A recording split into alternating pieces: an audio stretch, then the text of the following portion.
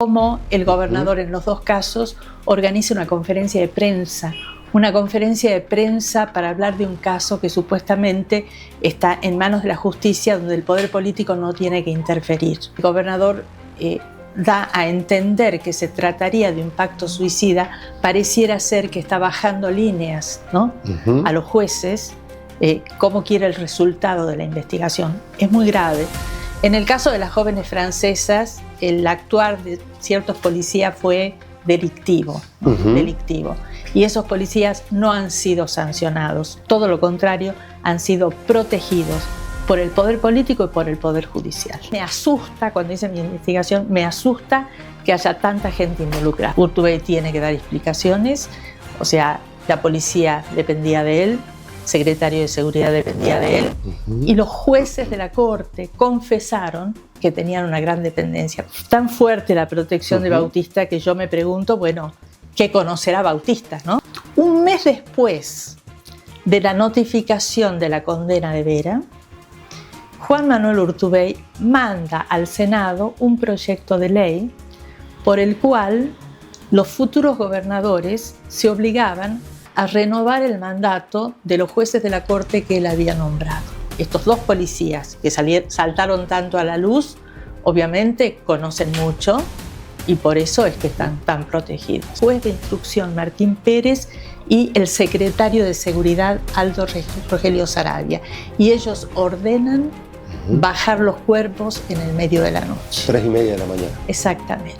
Walter Lassi, el padre de Gustavo Lassi, que está preso, conocía el lugar donde estaban colocados los cuerpos. Por eso hacía que los policías giraran alrededor y volvieran por el mismo lugar para no llegar al lugar donde estaban los cuerpos y esperar que se hiciera la noche. Agradecemos tiempo la predisposición a la doctora Sonia Margarita Escudero. ¿Usted encuentra algún tipo de relación o un común denominador entre lo que fue el caso y el doble crimen de las académicas francesas y las chicas del sur de la ciudad de Barrio San Carlos? Bueno, desde afuera lo primero que vemos se trata de dos muertes, dos mujeres, ¿no? La segunda coincidencia es que el encuentro de los cuerpos de Luján Peñalba y Yanina Nuech es justo al año del encuentro de los cuerpos de Casandre y Uría. La intervención de la política, ¿no? Cómo el gobernador en los dos casos organiza una conferencia de prensa para hablar de un caso que supuestamente está en manos de la justicia, donde el poder político no tiene que interferir, ¿no? La conferencia de prensa del gobernador, y en el caso de Luján y Yanina fue una conferencia muy, muy alevosa, porque cuando el gobernador en la conferencia de prensa, cuando todavía estaban analizando el encuentro de los cuerpos, el gobernador da a entender que se trataría de un pacto suicida. Pareciera ser que está bajando líneas, ¿no? A los jueces, cómo quiere el resultado de la investigación. Es muy grave, pero es muy grave todavía más si lo ponemos en contexto, porque eso fue en el 2012, ¿no? 2011 Casandre y en 2012. En el 2018, cuando la Asociación de Jueces intenta modificar la Constitución para darle mandato perpetuo a los jueces de la Corte, ellos dicen que los jueces no tienen independencia, ¿no? Ellos reconocen, y ellos dicen que si ellos tienen que ser designados nuevamente por el poder político, bueno, no tienen independencia para juzgar. O sea que hay una confesión de parte de los jueces de falta de independencia del poder político. Entonces hay una bajada de línea del poder político hacia los jueces, hacia los investigadores. Y en los dos casos, digamos, en el caso Casandre y Uría es la policía la que investiga, ¿no? En el caso de Luján Peñalba ya había un CIF incipiente, entonces interviene el CIF. Pero no vemos, digamos, diferencias en el resultado de la investigación, ¿no? Nombraba, doctora, el cuerpo de investigadores fiscales. Hoy la sociedad salteña en sí, cada vez que ocurre una muerte violenta, tiende a desconfiar del cuerpo de investigadores fiscales. ¿Por qué se da esta situación? Tal vez porque la experiencia ha señalado que no ha sido muy exitosa, ¿no? El Cuerpo de Investigaciones Fiscales depende del Procurador General, que a su vez, bueno, es designado por el gobernador. Entonces, desde ese punto de vista, no cambia, digamos, en que cuando investiga la policía depende del gobernador. Entonces, aquí hay una dependencia indirecta. En el caso de las jóvenes francesas, el actuar de ciertos policías fue delictivo, ¿no? Delictivo. Y esos policías no han sido sancionados, todo lo contrario, han sido protegidos por el poder político y por el poder judicial. Hay una intención de protección, sin lugar a dudas, no quepa la menor duda. O sea, la denuncia es del año 2011. Hay 5 personas que denuncian, están las pruebas. Cuando llegó el juicio oral, o sea, escuchamos a las personas torturadas llorar. Hay 2 policías que sobresalen en esta comisión de delitos, digamos, actuación casi delictiva, como lo dice el doctor Pucheta en su sentencia. Uno es el oficial Rodrigo Emanuel Bautista, que es reconocido por Gustavo Lassi como uno de sus torturadores. Bueno, yo cuando hacía mi investigación en el 2018 quise averiguar dónde estaba. Bueno, estaba en el Ministerio Público asistiendo a los fiscales en graves atentados. Sigue, o sea, ahí sigue. O sea, el caso desde el mismo momento de encuentro de los cuerpos. Cuando uno lee el expediente judicial, advierte que Walter Lassi, el padre de Gustavo Lassi, que está preso, conocía el lugar donde estaban colocados los cuerpos. Por eso hacía que los policías giraran alrededor y volvieran por el mismo lugar para no llegar al lugar donde estaban los cuerpos y esperar que se hiciera la noche. Cuando se encuentran los cuerpos no se acordona el lugar, ¿no? Todo lo contrario, había como 30 personas todos pisoteando. Eso es intencional, sin lugar a dudas, ¿no?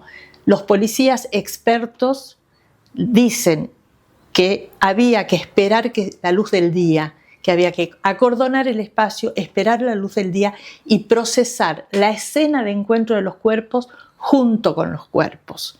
Eso no se hace. Se hacen presentes en el lugar de encuentro de los cuerpos el juez de instrucción Martín Pérez y el secretario de Seguridad Aldo Rogelio Saravia. Y ellos ordenan bajar los cuerpos en el medio de la noche. 3:30 de la mañana. Exactamente.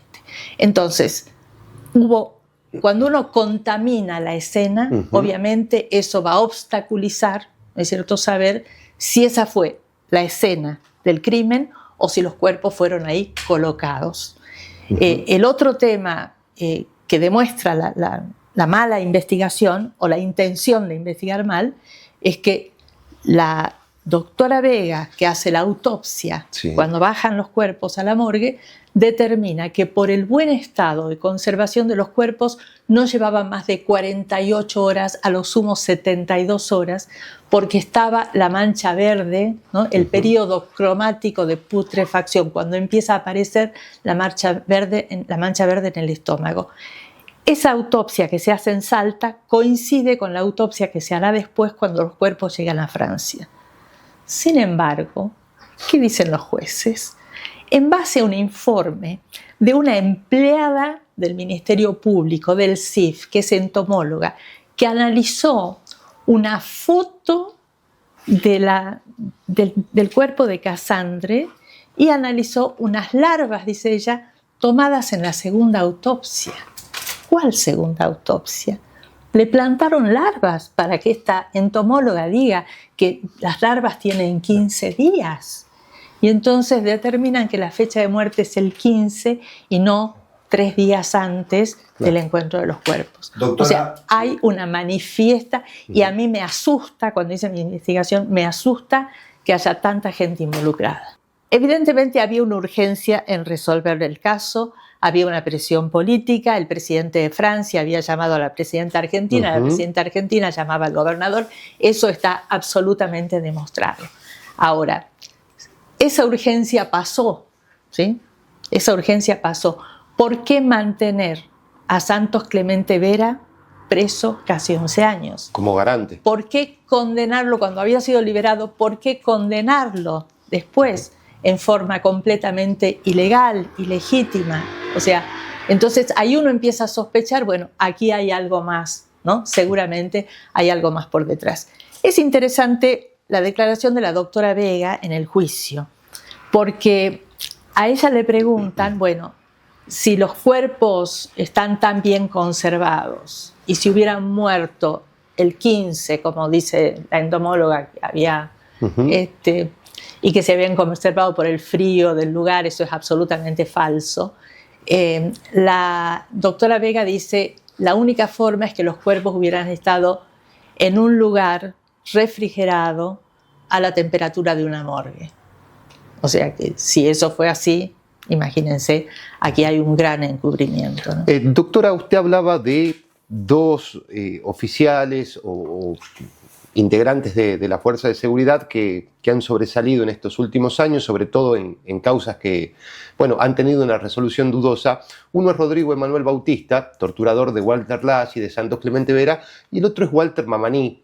Se da una relación curiosa porque Walter Mamani es quien planta los plomos y el arma en la escena del crimen de las académicas francesas.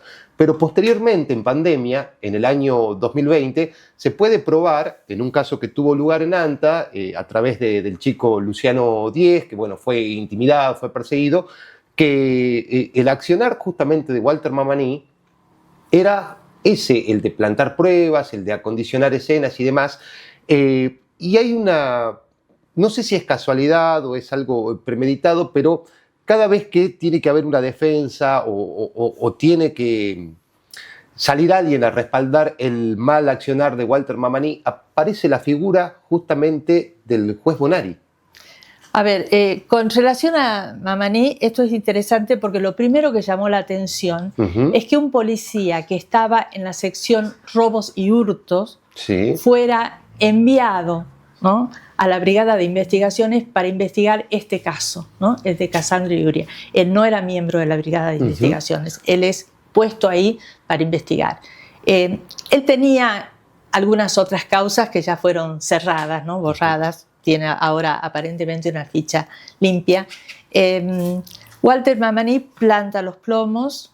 Walter Mamani después planta el arma que correspondía a esos plomos en la casa de un jardinero, el señor Sarmiento, a quien también torturan y meten preso, todo injustamente. Hay una denuncia.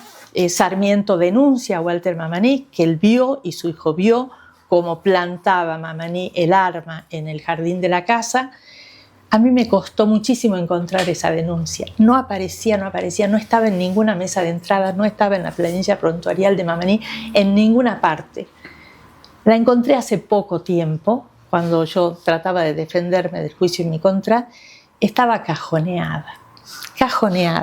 Y la explicación que me dieron, bueno, yo quiero agradecer, la verdad. Hay empleados judiciales que tienen una memoria, que son honestos y son buenos. Y entonces ella me veía ir y venir y preguntar por esta causa y me dice, bueno, a veces los jueces cuando están investigando algo grave, tienen la facultad de no incorporarlo a la web. O sea, la causa no aparece para facilitar la investigación. Pero esto era algo de más de 10 años. Claro. O sea, ¿por qué había que estar? Y entonces se acuerda la empleada y me dice, me parece que esa causa está en el despacho del juez, en el escritorio del juez. Y efectivamente la causa estuvo cajoneada y sigue cajoneada, no figura en la planilla prontuarial. Todo esto salta cuando Mamani efectivamente intentaba armar otra causa contra Luciano Díez en Joaquín B. González. Pero cuando yo hacía mi investigación en el 2018, digo, bueno, ¿dónde andará Mamani? ¿No? Claro. Lo llamo entonces al entonces secretario de Seguridad y me dice, estos dos policías por Bautista y Mamani están trabajando muy bien con nosotros, muy bien. Y entonces, claro, uno estaba en graves atentados en el Ministerio Público y Mamani estaba asistiendo a los fiscales de narcocriminalidad. O sea, ya había ascendido a subcomisario, de ahí pasa a comisario en Anta. O sea que es muy duro, ¿no? Muy duro ver que jueces se presten a la protección de policías que actúan por fuera de la ley. Torturas por parte de Rodrigo Emanuel Bautista a Gustavo Lassi, a Santos Clemente Vera, ocurrida en el año 2011. Posteriormente, el juez Dubois va a denunciar esa situación. Hay una causa que duerme el sueño de los eternos, pero posteriormente a ese hecho, ya con el precedente de la tortura de los apremios, Rodrigo Emanuel Bautista llegó a cerrar 4 o 5 casos que tienen que ver con un traje que le hace un sastre a una persona inocente, con todos estos métodos, con todas estas mañas. ¿Cuál es el límite, digo, para que esto no siga ocurriendo, para que Bautista no siga teniendo injerencia, sobre todo en un organismo tan sensible como es el que está encargado de el grave atentados contra las personas o en definitiva, bueno, estas dependencias que buscan aclarar más que oscurecer? Es tan fuerte la protección de Bautista que yo me pregunto, bueno, ¿qué conocerá Bautista, no? Todas las cosas que conocerá, y por eso hay que protegerlo tanto, porque el juez Dubois, cuando le toca decidir los sobreseimientos o procesamientos, lo coloca a Bautista en las 2 listas, de procesado y sobreseído, en el mismo fallo. Y no eran tantos para decir que esto es una confusión, ¿no? Entonces, la defensa de Bautista dice, como ya fue sobreseído, no puede ser procesado. Y ahí yo rescato un fallo excelente de Abel Fleming en ese momento, donde le ordena al juez procesar a Bautista, dictar una nueva resolución y donde dice que el juez fue muy liviano al calificar el delito, que no eran apremios ilegales, que esto era un delito más grave y estos eran torturas. O sea, ¿qué necesitamos? Jueces valientes. ¿Y qué es lo que hay que revisar para tener jueces valientes? ¿Cuál es el sistema de designación de los jueces? ¿Quién controla a los jueces? ¿Y cuál es el sistema de destitución de los jueces?